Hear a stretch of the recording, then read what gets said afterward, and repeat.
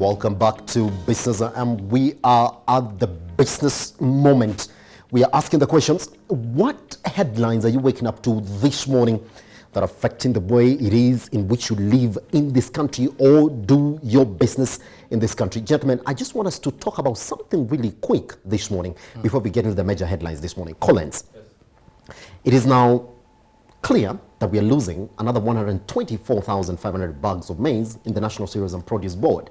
Reason being, there are issues into bills by KPLT that are getting turned off. The workers are not getting paid up to this point. This is really a pertinent issue right now, since the Kenyans are getting unga products at a very high price. I know right now it's retailing at 124 for the 2 kg bag. Do you think that we can actually look back and say we are faulting this on the CS agriculture? For me, I don't know. Sorry, I don't know how much audience we want to give Kiunjuri for him to pronounce incompetence. Yes. Because he has done that so many times in clear terms, and it's just that we like quoting a lot of mediocrity as a country. For me, Kiunjuri, since he got into office, I have not seen anything tangible with regards to the food security that is one of the big four agendas. Yes. No plan to see to it that we get to the big four agenda, realizing food security in the country. And a lot of people want to put blame on the president, but the president has been clear. You know, the president cannot do everything. I mean, you appoint people under the constitution, and they have their powers under the constitution to see to it that they do their mandate with regards to the constitution. Yes. But then if you have officials, state officials who are not doing their mandates, I mean, they ought to quit office. But I equally agree, the president need to call the call that Kiunjuri need to leave office. It does naturally, and it's not the first time that you're actually saying this, but you tend to think that everything starts and ends at the president's office. Is that true though? Yes, it's very true. As regards to this issue, is it? You know, Kenyans have woken up very early in the morning to go vote. And the people who came to us was President Kenyatta and his deputy, William Ruto. Yes. They're the people we elected to office. And so if for whatever reason somebody is not delivering on their mandate or doing their job, then they have to go. It is the president who makes the call. Yes. I mean, if you're waiting for Kiunjuri to resign because of his own, because he's not performing, yes, then we will wait until 2022. Yes. Yeah, he's not going to resign. Collins, and yes. One quick thing. In as much as we've given powers, we've donated powers to the president, we have one instrument, the constitution, that makes the president to be sort of a conveyor belt. And so there are things the president cannot do anyway, whimsically, to wake up one morning and do, okay, he can wake up one morning and fire the CSs, but then you know the CSs run to court, and then it will be a long chain because of the kind of constitution that we have. Yes. The kind of powers the president has, they are sort of limited, and they're not limited, but their limitation gets to the point that when you perform your mandate, we have an oversight body that is going to hold you accountable, and that's, in this case, is the court. Yeah. When you're looking at the budget 2019-2020, and I just want you gentlemen to tell me exactly what you think about it. This is a government that has been preaching food security. And for us, we do know that it starts with maize and probably pretty much ends with maize. So now, when you look at it, the import duty of goods that we get from EAC, I mean, the best way for you to safeguard the country is therefore to look at your neighbors and say exactly, if things are good there, then your millers or the business persons who are involved into this commodity in the country would run there, get the commodity, and then bring it to the country just to put the prices as a standard. But you saw the budget, the 50% import duty was not waived in the budget. Are we biting ourselves in the back again under this big four agenda of saying food security? I think the biggest question we have to answer before we even get into the waiving of the duties is that what are we not getting right? You see, food production and in Kenya is maize. Largely it is a staple food. Yes. Now, from production, we are producing much less bags of maize per acre as compared to other countries, which means that we are still using very outdated technology. Right now, the average should be between 35 to 40 bags. Yes. We are doing less than 10 bags. You know, if somebody was to do 20 bags, then he's considered to be a model farmer. Yes. Yeah. So even that alone, already we are producing half of what we ought to be producing. Number two, we have issues of transportation. Once you harvest, even when we are harvesting, we lose a lot of maize. Yes. Right? Because of the technology we use. And then on the transportation, when we are transporting them, again, there's a lot of loss. Now it comes again now to storage. How do we store? And which is the same issue now that we have with National Cereals and Produce Board. Yes. Isn't it? They're not even paying bills for KPLC. Yes. So two government agencies that are fighting that to even levels where we are talking about power being turned off. That's why we have aflatoxins in this maize. And you see, even if you leave the National Produce Board, yes, even the traditional farmer, how do they store their maize? Because we have a lot of loss in aflatoxin and how we how we store it. We don't even have enough capacity. Yes. Now, two agencies, government agencies fighting, that is very comical. That's why I'm saying the president needs to call his house to order. There is no way KPLC switches off power for National Produce Board, for another government agency. Another government agency whose funds are coming from the treasury. Yes. Which belongs to the same government that is headed by the president. Yes. So all these things, for me, if you ask me, they lie squarely. The buck stops at the president's desk. So if somebody is not performing, they ought to go. Not today, they would have gone yesterday. Yes. So today, them still being in office, they are 1 day longer. So they should have stayed there, isn't it? Yes. All right, Collins, with that smile, I just want us to cross over to the next issue that we're looking at. Now, it's coming out that, wow, all right, this is what we have this morning. What would you say? What would you say about this topic? I mean, everybody, and for me, my talking point, and I want to correct me, guys, my talking point will be that I think Kenyan football can rise up to higher levels.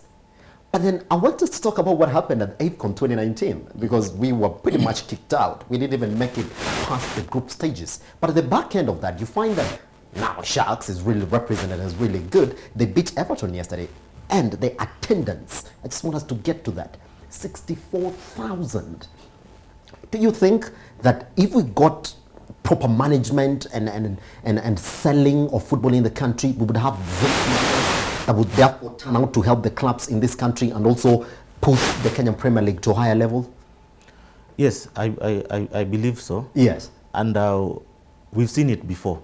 Some of us who grew up in the 80s, yes, we would go to stadiums that were full. Even right now, we are waking to very sad news that one of the legends of the game, Joker Dengue, passed on. Now, the problem is that everything in this country has been politicized, right from football to rugby to all other games. Number two, when you talk about talent identification, we always have the notion that people who play football only come from the slums. Yes. So we don't go to, because talent is not a preserve of a social class. We could have, for example, President Guru's son, he could be a very good footballer. But somehow, when we come to identify talent, we go to the slums, we leave these other areas. Yes. So number one, we have to get our talent identification right when it comes to football. Number two, we have to completely delink football from politics, because you've always seen that people use football as a springboard to getting into political office. Yes. Look at the past chairman of KFF. They have all ended up in politics. Yes. So it is something, and then number three, we need to get finances right. Yes. You get FIFA sends a lot of money. Same story. Like in Kenya, it's stolen. Yes. So there's no development, there's no investment in football. And I think that's the biggest problem. Collins, CS Sports was watching the game yesterday. Probably, we just hope so. We just hope so. What do you think she would do, therefore, to just streamline everything in terms of sports in Kenya? One, my condolences to the family of Joker Dengue. Yes. Two, we have the Sports Act, which it's a legislative tool that sets how we recruit footballers and how we promote sports in different areas, not only the slums, but across the country. Now it's upon the leadership that has been tasked with the mandate to do that is not performing its duties. Yes. We have CS of sports who does not participate in sports. And so she cannot relate to Would what... you say that, no, Collins? That's the truth. And That's the truth, isn't it? It's not now only. This is not the first time. Before CS Amina, we had Wario, Yes. Hassan Wario, Yes. who did not knew anything about sports. I mean, this is the problem with this country. Quoting a lot of incompetence. The moment you have someone who is well versed with matters regarding to sports, I mean, they can identify the problems that these people are going through. Yes. If we have our team that is going to play and then you get them sleeping at the airport with no facilities, you don't expect them to have the morale to perform well at the platform. For instance, at AFCON, you don't expect them to do that. If they have not been paid their dues, if they have not been facilitated well, if, for instance, Wanyama comes to Kenya and uses his expenses to come to play to Kenya. Okay, you can argue it's patriotism and all that, but you need to boost the morale of the players. Yes. And you see Kariobangi Sharks, the turn-up, I think a lot of people came to watch Everton to see some of their idol players, but also I think we support our own with regards to the sports, but it's only that the leadership fails us. All right. Yeah. Gentlemen, on that note, I just want us to talk about what makes the back end of our conversation this morning. And I just want us to dwell a bit more on it, because now we have a global lender, that is the World Bank, raises concerns on the productivity of projects that Kenya and other African countries are funding through costly loans. Now, Kenya's public debt has risen rapidly in the past 6 years to the current total of more than 5.4 trillion. Now, World Bank Vice President for Africa, that's Helles Ganem, has indicated that Kenya's debt level has not yet reached a tipping point, but raises concerns over low-yielding investments that do not generate enough tax revenue to repay the loans. Now, the World Bank advanced Kenya 75 billion shillings for this year's budget supplementary. This is the first time that the Treasury has turned to the lender to seek funding for non-developing projects. I just want us to clear it down. This is the very first time, and I don't know whether there's something that we can read into that. It's the very first time that our government, has turned to the World Bank to seek more money to supplement for our budget. Now, Mr. Murray, when you look at it like that, is that a red line? Is the first time? And what factors have really pushed it to that level? Do we start from there? It's the very first time that we've looked at the World Bank for this sort of help. I think, to put this in perspective, since independence, from 1963 to 2013, when Kibaki left office, Kenya's external debt, actually Kenya's public debt, stood at 1.9 trillion. Yes. 1.9 trillion for 50 years. And then we had the dynamic duo came in, and just in 6-7 years, our debt now is at 6 million, because the 5.3 or 5.4 is external. Remember, there was 450 billion, which is almost half a trillion that had been factored in the budget to pay pending bills. So our debt is around 6 billion of public debt. So you can see they have added in another 4 billion of public debt. Now, debt in itself is not bad, because you cannot grow without debt, isn't it? Without debt. Yes. But now the problem is, where is this money? Because if you've been reading the Auditor General's report every year, and you put at what cannot be accounted for, is almost 3 trillion. It's almost 3 trillion of the 4 trillion. Yes. So we are only having 1 trillion to use, isn't it? which has largely gone to SGR. Yes. You know, with matters around SGR. Yes. So now there's not, this 3 trillion is not there. So the problem we have in Kenya is not even corruption. And please allow me to explain. You know, corruption is that when you have a road, 10 billion shillings, then I give you information. You know, this is the road you want to make.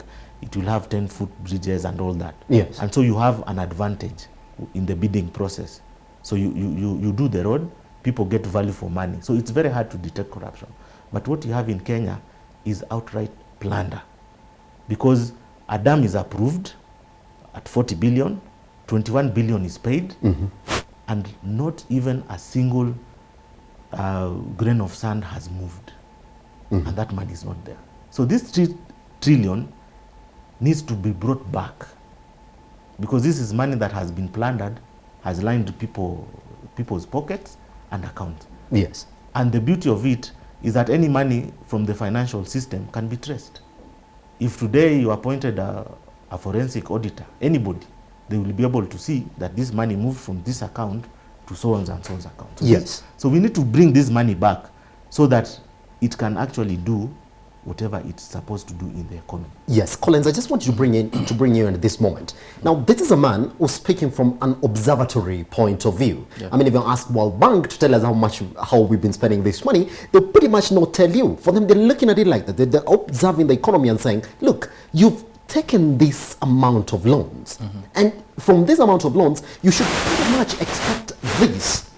But they knew this very well, because they're not speaking now. He didn't just sit yesterday and then came and spoke about this now. But now, Kenya, amid all this, we went to them asking for 75 billion shillings, which they readily did. In fact, now other people are saying that in East Africa, and probably Eastern Central Africa, Kenya is so lucky, because not many people have been able to get this sort of loan from World Bank. Now, they knew very well that the money that Kenya gets, nothing comes out of it. So why did they pretty much extend this loan to us again? Is it not giving a child who's crying because of being burnt of hot tea more hot tea? And that's my concern really this morning. Yes. Why do they have double speak? I mean, at one point they're saying, proceed with caution, what you're doing isn't safe, but then they're still encouraging us to keep doing what they're advising us not to do. For me, the problem is we have poor fiscal policy. We keep borrowing, and we need to have a loan ceiling limit where we agree as a country that we shouldn't go past this. Yeah. Because if this year we borrowed 75 billion to beef up our budget, I can just imagine what you're going to borrow next year, in the next financial year. Because everything is going to remain the same. If anything, they're just going to steal more money. Yes. For us is, we need to have an oversight body, not from Kenya, outside, that oversees how we spend this money. Because the truth of the matter is that we borrow a lot of money for development, but here in Kenya we don't see that development. We don't see that happen. Now, Wamari, I just want to, Collins, I just want to ask you a question. Do you agree with Mr. Wamari therefore when he says that for him he doesn't see this as corruption, and that's what this World Bank Vice President is not also looking into? He didn't talk about it. Do you see corruption as the biggest challenge therefore to us realizing something from these projects that we put these loans into? The World Bank And what makes you, therefore, if you, with your answer, disagree with Wamari? The World Bank saw the potential of our economy. Yes. And that's why they keep giving us money. The potential. But the truth of the matter is that we have a lot of huge, I don't know if corruption is the right word, but something bigger than corruption, thievery, outrightly. Yes. Like we are stealing left, right, and center, and we don't care about the next generation. Yes. And that's the problem, really. And until we strike it where it needs to be striked is when we're going to get it right. Yes. Until we get these guys who are stealing from us in the courts and behind the bars is when every system is going to go right. This year, Henry Rotich said that he's not going to release any money for any stalled project, that we have to get done with the projects that we're supposed to get into before now we start talking about more money getting released into new projects, which pretty much means that all the projects that we've been having that have been stalled are not going to get new funding. They have to get completed. Do you think that's a new point to start from in rectifying this plunder that you talk about, Mr. Wamari? I mean, if I was the president, Yes. and he brought such a point, I would fire him on the spot. Because any project, any government project, and even county, before it is initiated, Yes. there's always money for it. So we say we want to do a 10 billion shilling road, there's money for it. Yes. We set aside money and say we want to do a project, it is 10 billion, it is road ABC. And therefore, how does then that road stalls? Where is the money? So when you come and say that I will not release money to that road that we have already set money aside for, what are you telling us? Yes. Can I make quick rejoinder? Please do, I please mean, do. I mean, like Collins has said, Yes.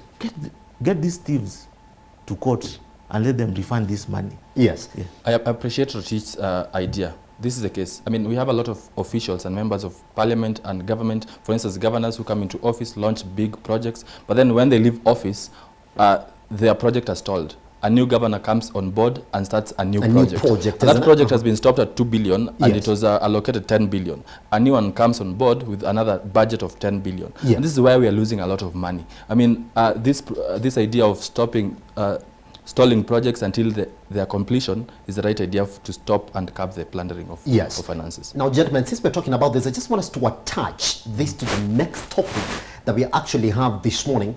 Now, all of us do know that the egg hatcheries, isn't it, that were supposed to be the biggest thing that are happening to the youth in this country. That's the 210 million, actually 230 million shillings egg hatcheries that we, the taxpayer, were forced to look into and actually get for the economy. Now, it's coming out that they weren't used at all.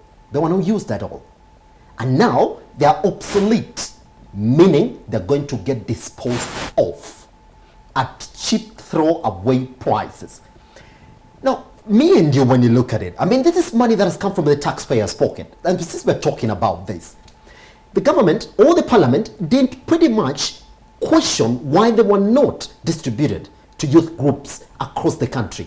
Is this a place where you need to stand to, therefore, Collins, when you're saying, look, arrest these people, therefore? Because why did we spend money on a project that pretty much stalled, isn't it? Do we need to start from there? And Wamari, I just want you to bring you in on this. If you look at the 75 billion shillings that the government just got from a World Bank, it's going into places like IT and making connectivity better in the country, and also it's just an enabler.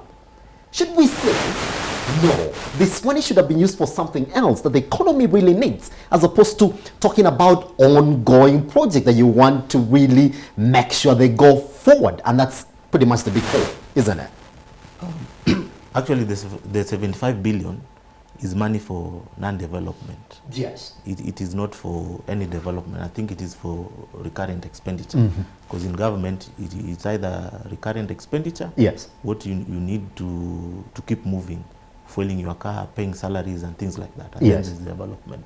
So this 75 billion is money for recurrent expenditure, which tells you that the situation is so bad that we are even borrowing now to run our government. We have stopped development. Now, coming to the egg hatcheries, again, another sad story. That's another sad story. It's another isn't sad it? story. And this from 10 years ago. Could you imagine this? Yes.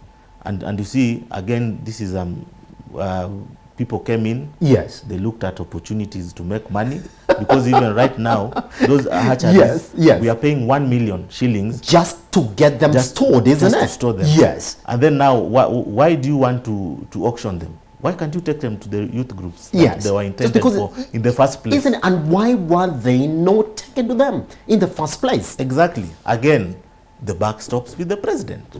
Nobody else. Collins, do you think that the buck stops with the president, man? Do you think so, really? It does with regards to sovereignty of the people. We've donated powers to him to rule over us. But the president cannot manage everything. I mean, that's why he has entrusted his powers to individuals to hold forth for him and to do their mandate as per the constitution. And so the president, really, to be fair to him, it does not manage everything.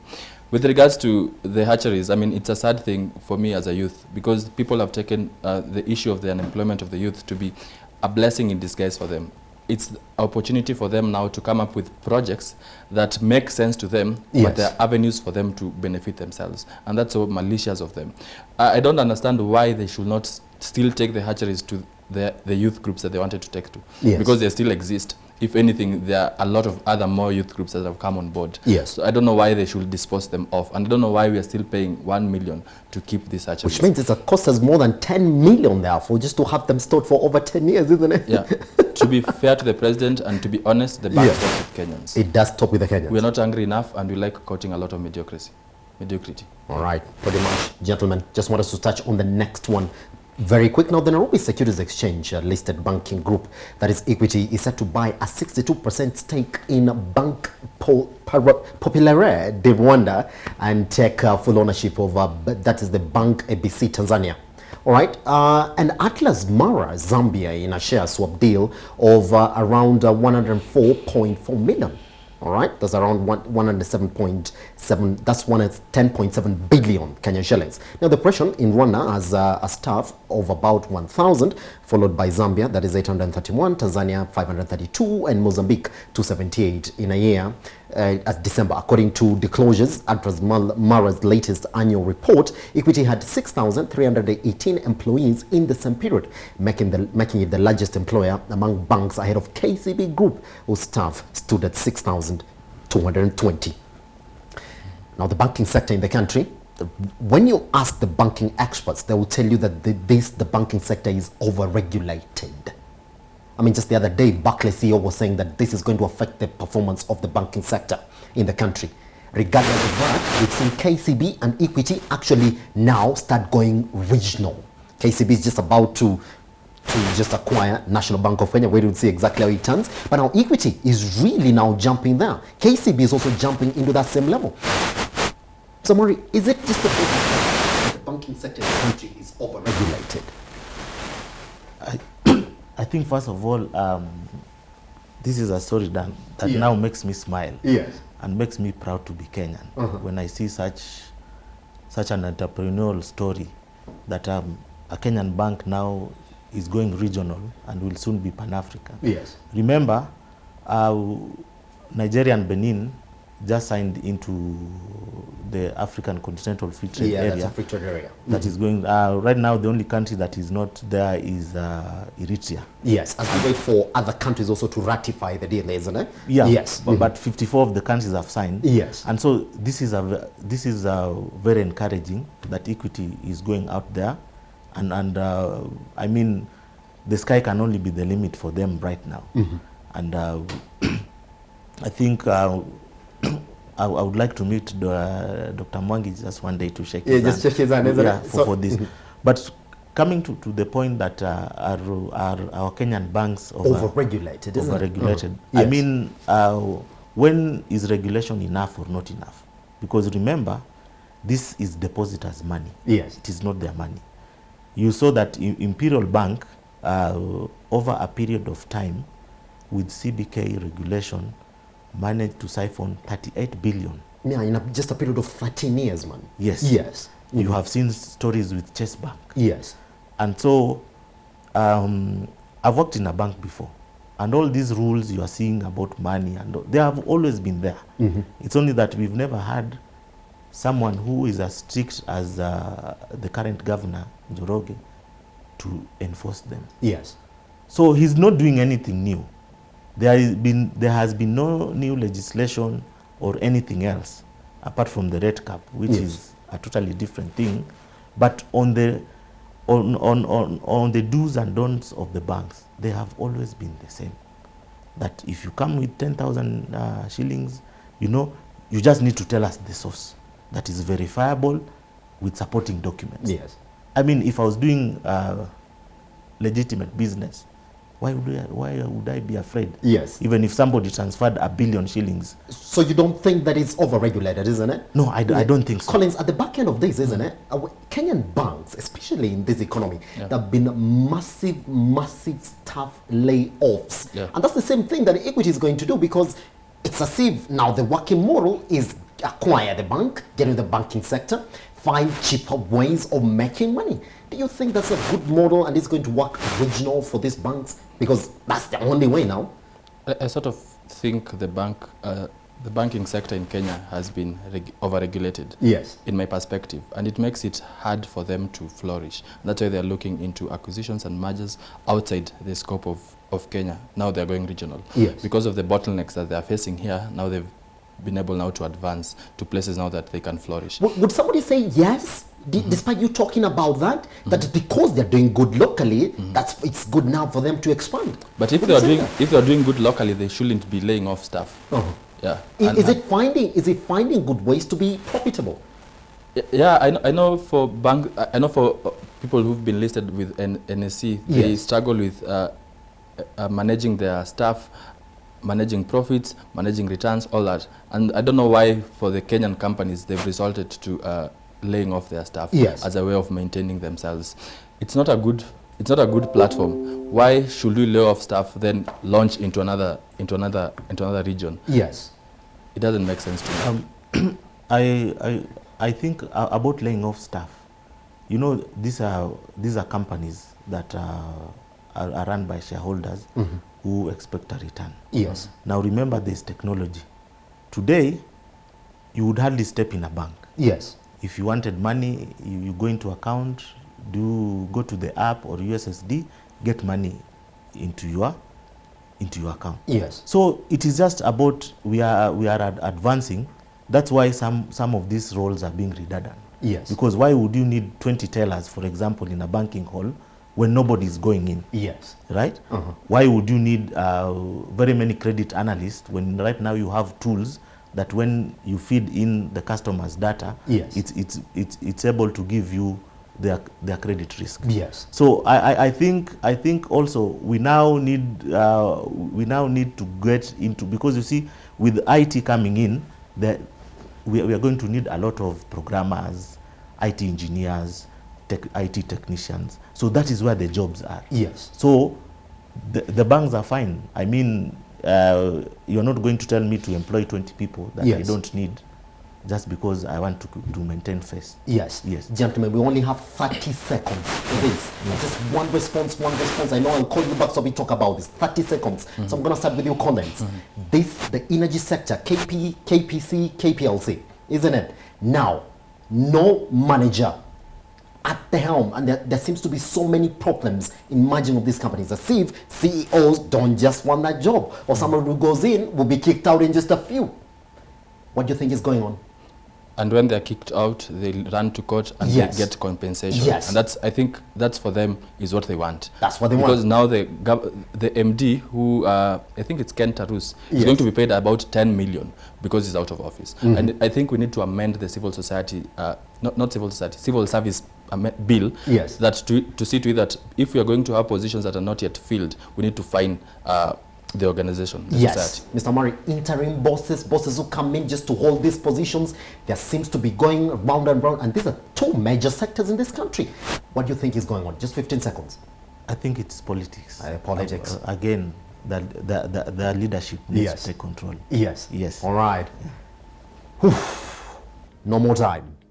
Sadly, it's been 30 minutes of telling you exactly what you expect in the economy and exactly how this is going to affect the performance of your shilling and also the way in which that you do business. Guess what? We are watching this morning. Collins and Wamari have really talked extensively about these issues. Guess what? This gentleman that will be back so we can talk about more and more in the economy, even as we know it is 6.3%. And this the issue that make us question the 6.3% economic growth that we know we are coming back from.